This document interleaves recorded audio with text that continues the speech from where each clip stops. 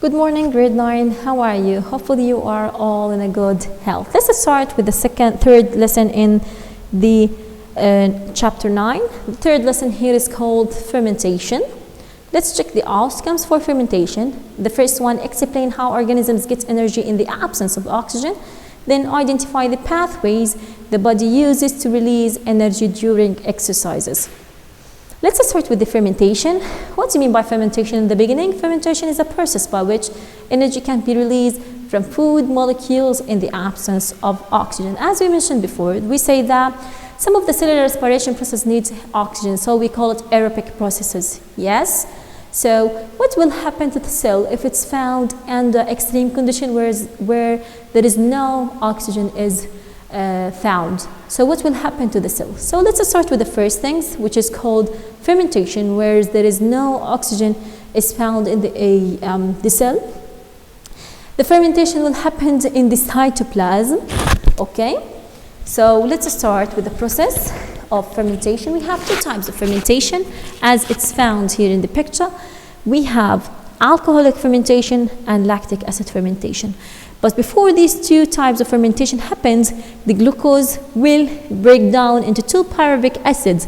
This process is an anaerobic process. There is no need for the oxygen, so it will happen. So the glycolysis will happen in all time. Okay? While we have two other types of fermentation, depends on the condition that is found in the cell.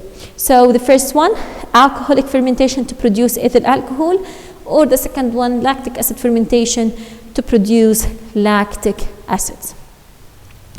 Again, under anaerobic conditions, fermentations follow glycolysis.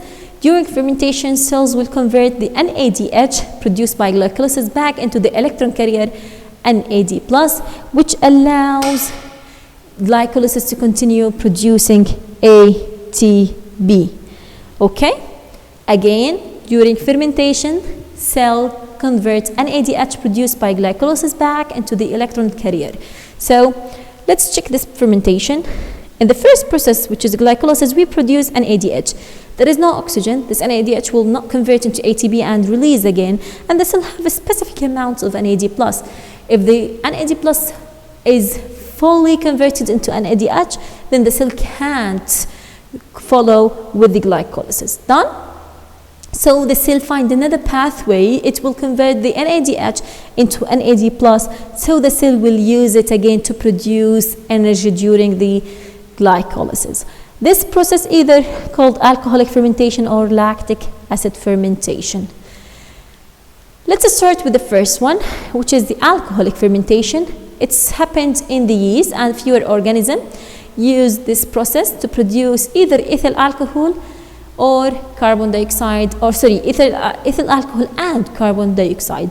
This process is used to produce alcoholic beverages and causes bread dough to rise. So this process happened in yeast and other organisms.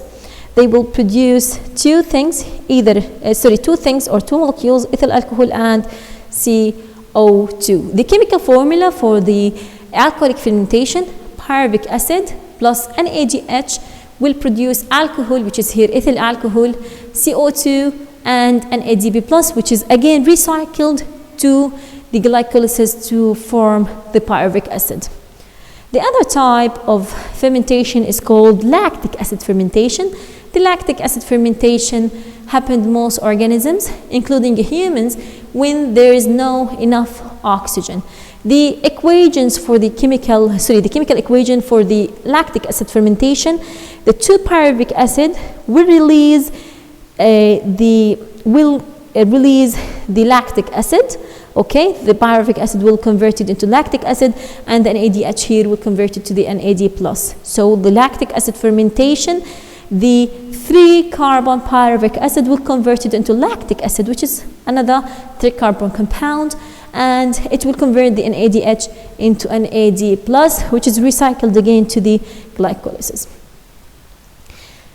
When the lactic acid fermentation happens, all of us knows that lactic acid fermentation will happen in the exercises where there is no enough oxygen happened.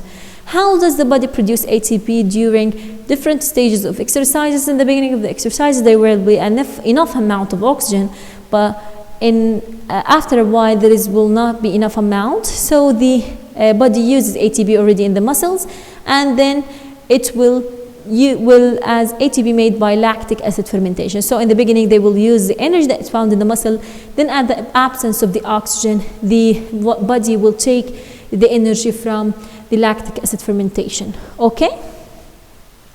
For the quick energy, cells normally contain small amount of ATP producing during cellular respiration, enough for a few seconds of intense activity. Lactic acid fermentation can supply enough ATP to last about 90 seconds.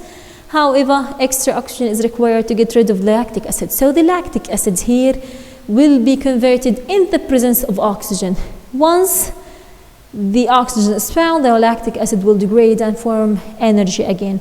Following intense exercise, a person will huff and puff for several minutes in order to pay back the built-up oxygen debt and clear the lactic acid from the body.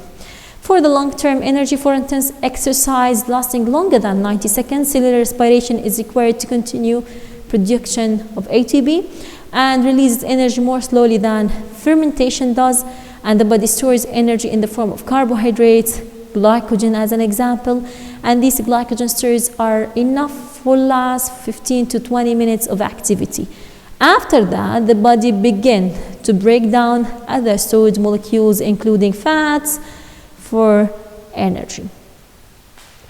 Also, hibernating animals such as brown bears rely on stored fat for energy when they sleep through the winter. And that's all about the fermentation and the releasing of energy. Thank you for listening today. Thank you for attending this lecture, and have a nice